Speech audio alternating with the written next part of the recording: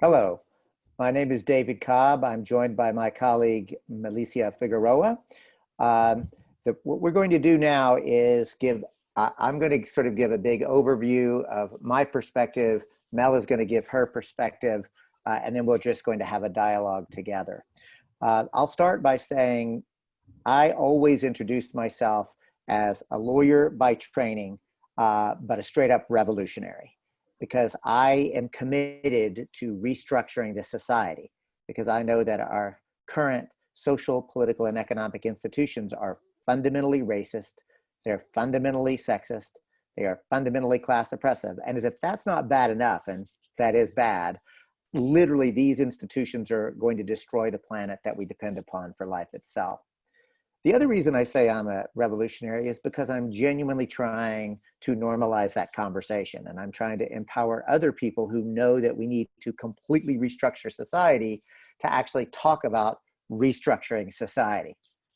So, I think it's important to understand that our window to restructure society is closing because of science.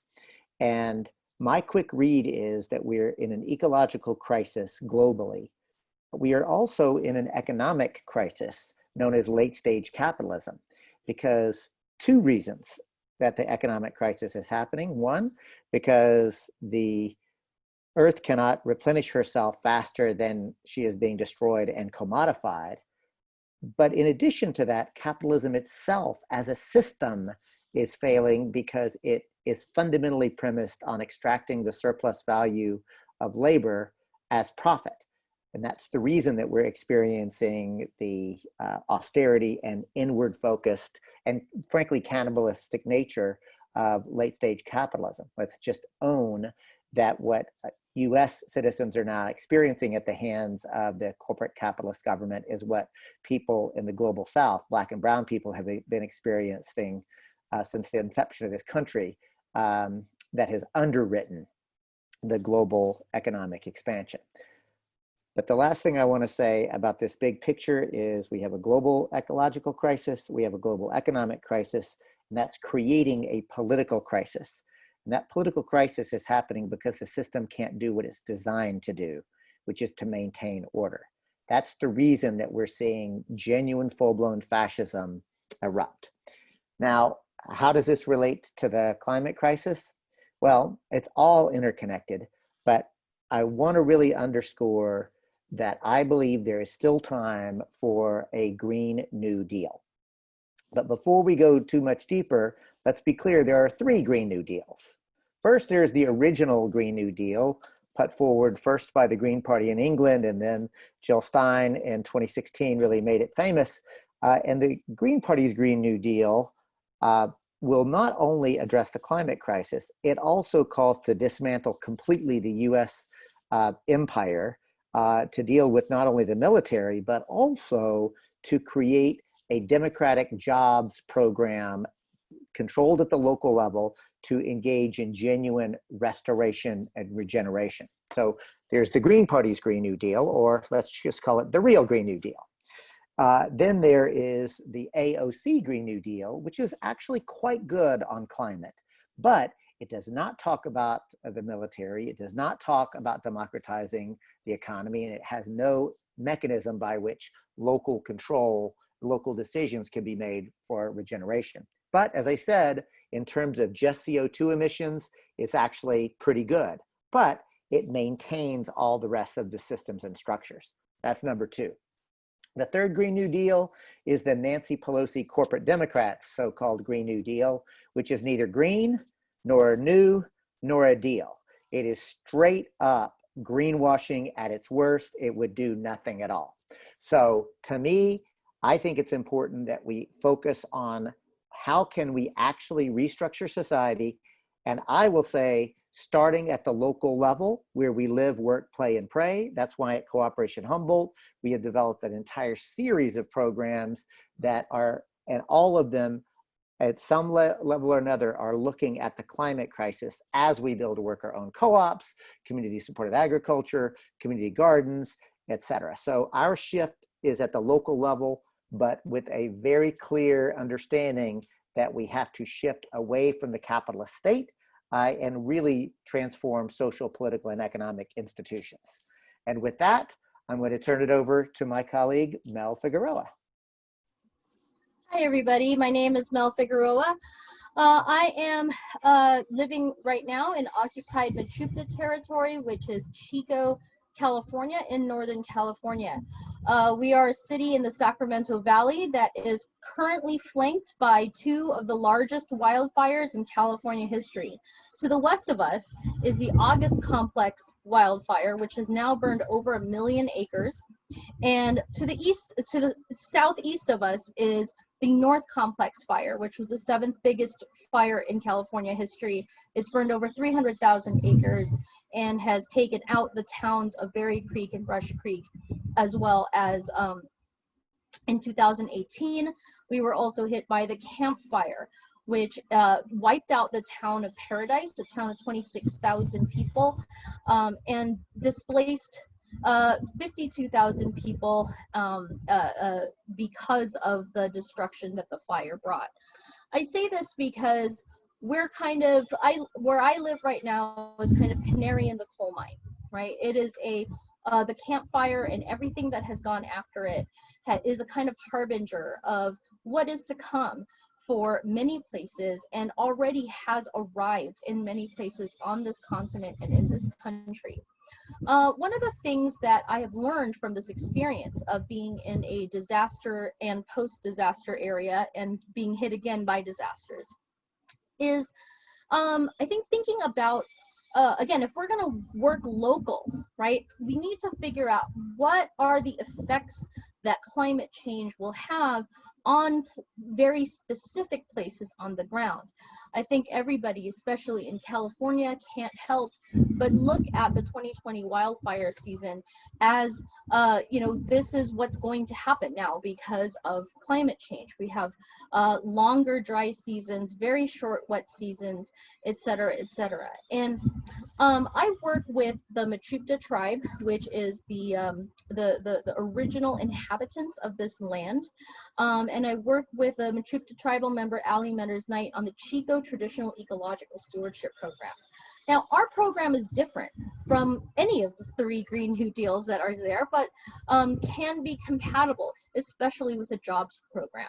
What we're working on is using traditional ecological knowledge, meaning the knowledge that this indigenous tribe has had from living in this place for almost 40,000 years, to be able to understand what it's like to live with fire, to live in fire country, to live in a place where that has a cycle of disasters, and that disaster cycle is only being is not like, I guess one of the things we want to tell people is that this fire regime is not new. It has always been here in California, but what climate change is doing is intensifying it, right? The other message that I want to bring to people is that because of the ways that colonization transformed the landscape here, that was, you know, meticulously tended by native peoples over tens of thousands of years. In 180 years, that landscape was devastated, dredged out for gold mining and agriculture.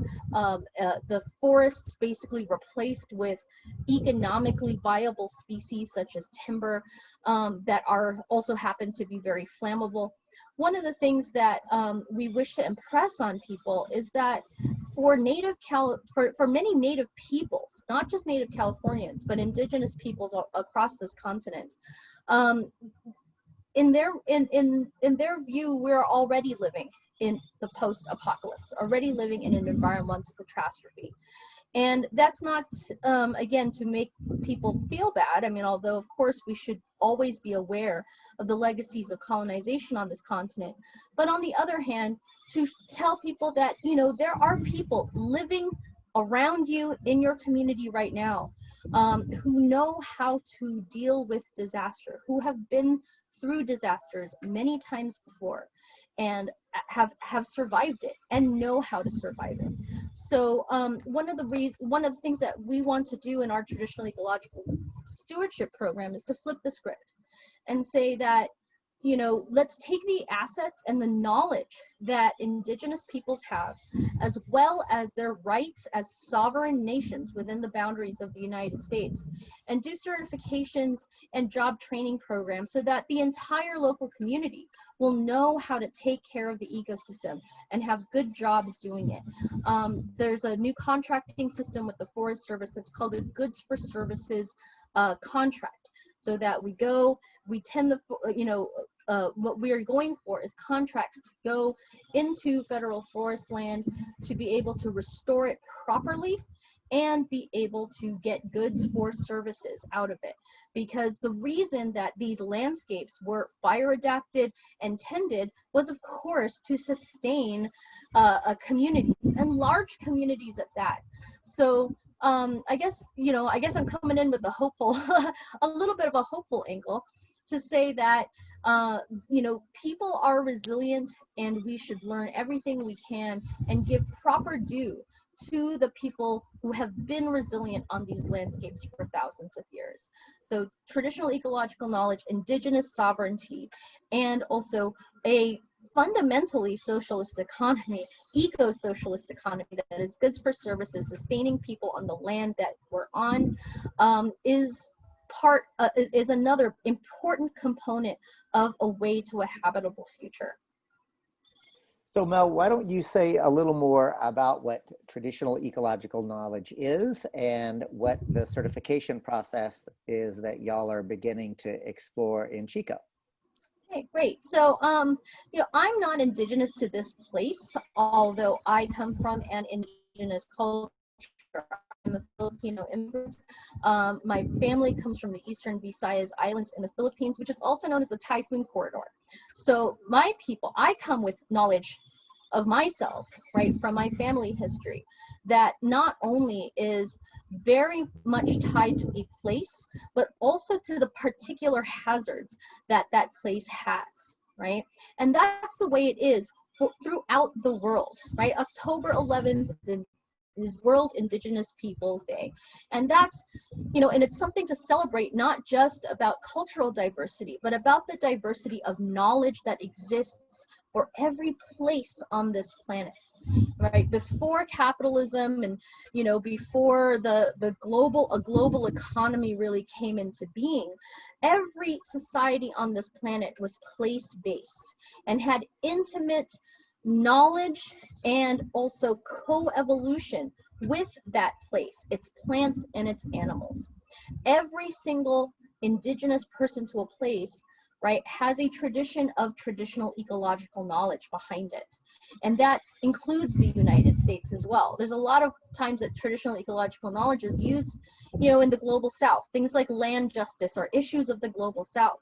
But I'm here to tell you that it's actually, you know, a very, very important issue also right here in the belly of the monster, right, in the United States itself. There are 527 sovereign nations within the boundaries of what is now the United States. And each one of those 527 nations, as well as innumerable tribal communities that are not federally recognized, all have co-evolved with the particular place that they are in. So in my area, we are Maidu territory. So the Mechoopda is one language group, right? That is right here where I live, but then there are many other groups using the same language that live in these areas that are being burned right now. Traditional ecological knowledge in California, in the place-based, also means how to manage fire. All of California is a fire regime.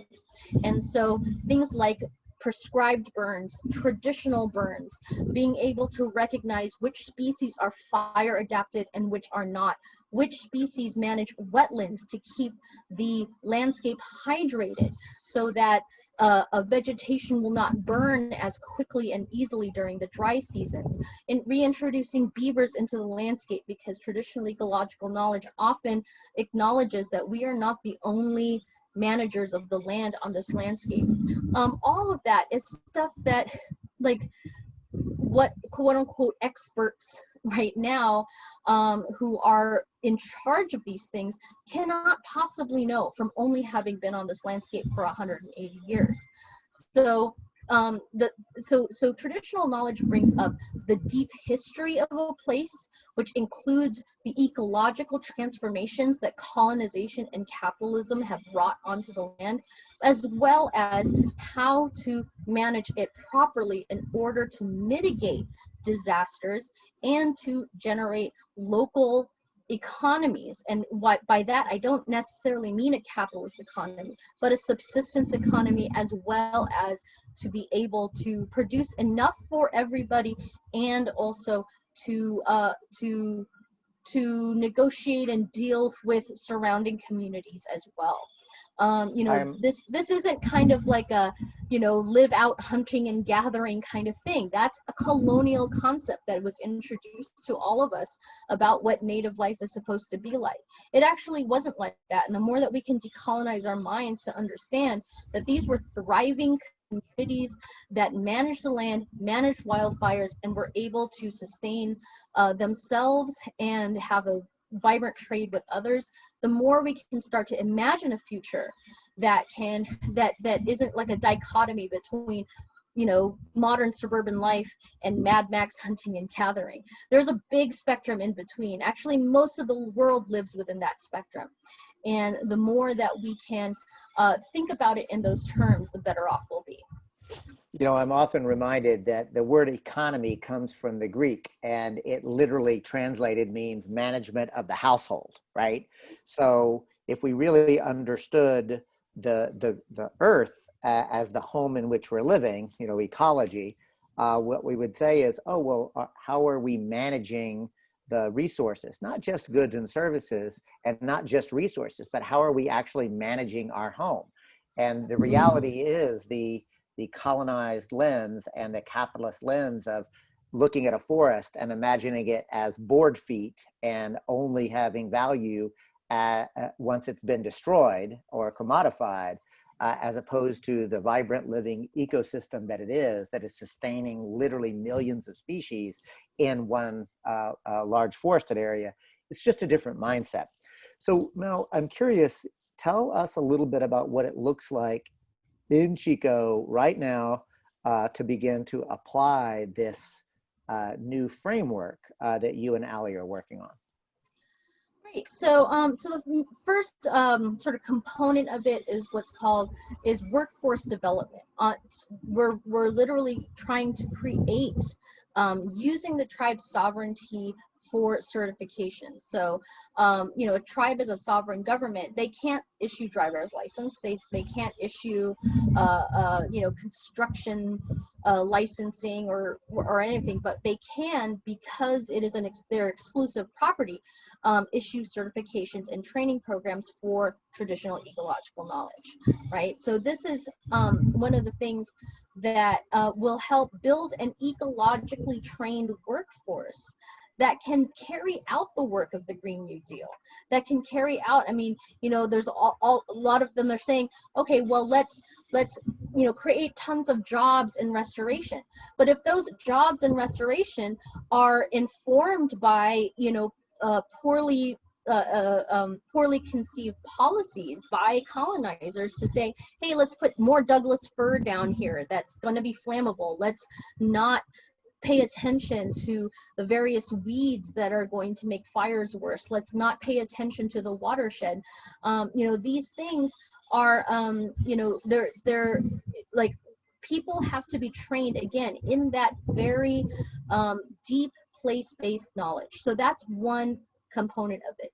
The other component is that, all over the country, not just in California, indigenous tribal governments are asserting their rightful, legally, sanctioned place as sovereign governments and public agencies to assert their right to have a seat at the table when it comes to land management, right? So when we do a land acknowledgement and we say that, David, you're living on Wiyot land and I'm living on Machuca land, or, New Yorkers are living on Lenape land, it's not just a sort of, an acknowledgement of like, oh, hey, this is your phone. Let me take it and use it.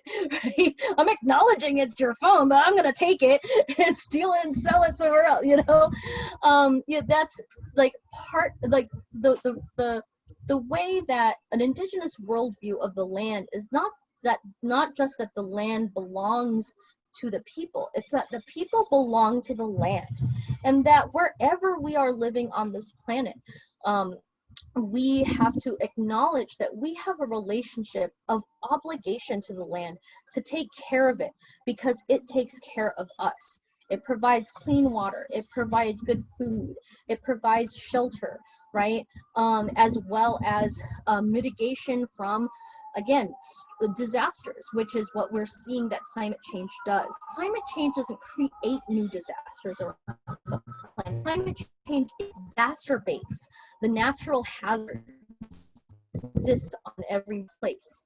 And so so when we say that we do a land acknowledgement, it's not just acknowledging people, it's acknowledging that we, even those of us who are not indigenous to this place, still, when we are to be a good guest on this land, we have to acknowledge that we are stewards of the land as well. It's like,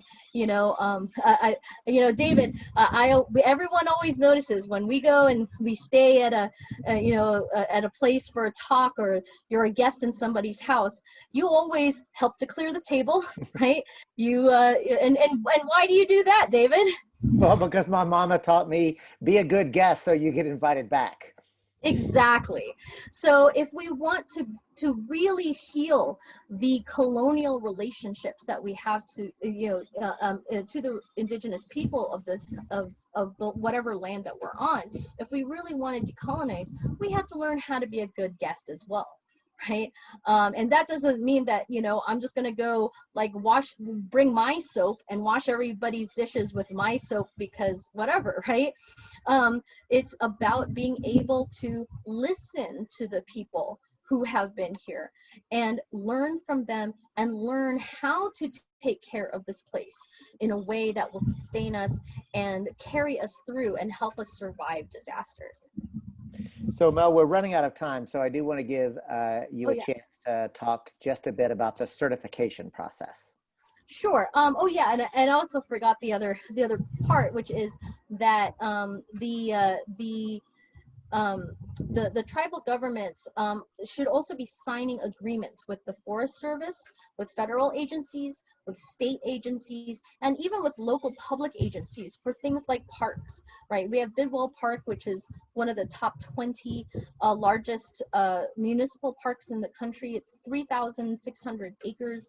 And we're pursuing contracts, stewardship contracts, so that we can get people who are now then certified. So we take them through this certification. There are different levels. So the first level is basically educating everybody about what belongs in this place, right? If you're from a private landowner to a Parks and Rec department to somebody who's managing a tribal trust land, everybody needs to know what are the main species that need to be here and what are the main species that do not belong here, so that that work can be systematized and carried out to the best of the outcome ecologically. Second, there's we hope to be creating a program about traditional fire and also for ecological land use planning. So that's sort of these different levels. It's almost like your general ed is like the basic plants of the region that would then qualify you to work on particular contracts. Then you can major in a specialization that will allow people to work with other agencies. And so this is not just about legitimizing traditional knowledge and making it accessible to the people who are touching this land and need to learn how to be a good guest on it, but it's also about empowering the tribe and using its sovereignty over this knowledge to be able to have tribal governments take their rightful place as authorities on land management in whatever the territory is. So Mel, we're really at the end of our time. I do want to give you an opportunity for any final thoughts.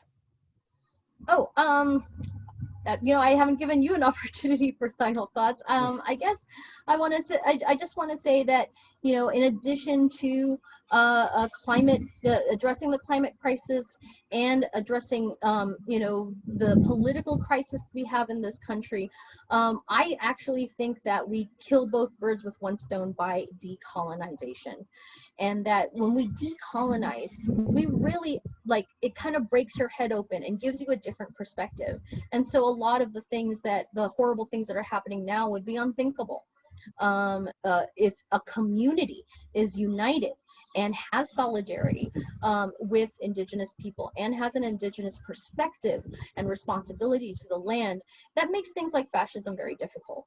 So All right. Well, thanks, Mel. Thanks for bringing that perspective into this conference. And I also want to thank the UC Santa Barbara for really leading the way on a nearly carbon neutral conference. I have discovered that phrase thanks to UC Santa Barbara, and it's really sinking into me.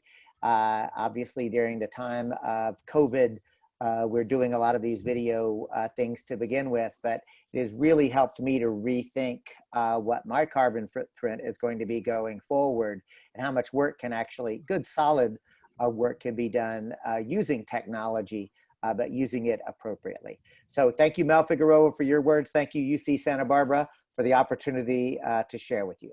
Bye, y'all. turn off the recording.